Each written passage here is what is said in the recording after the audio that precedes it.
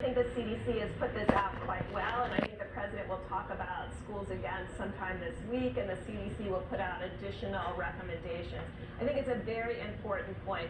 Children that have pre-existing conditions that we know are susceptible to the virus, they probably should not be in an in-school situation where there's active virus circulating. Teachers that have what we call pre-existing conditions that put them at a higher risk for more severe disease, they have to be accommodated.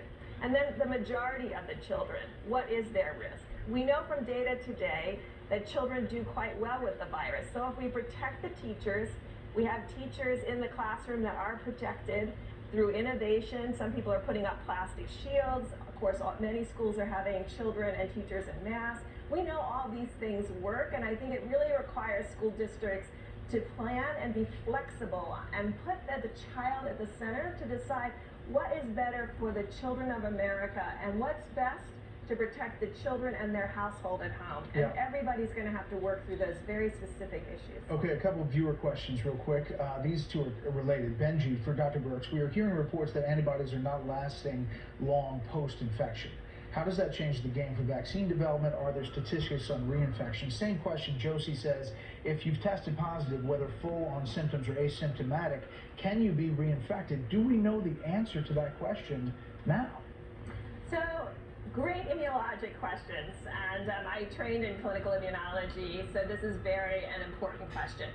So the first question about persistence of antibodies. Even when we're vaccinated, our antibodies wane. They decrease over time. That's what antibodies are supposed to do.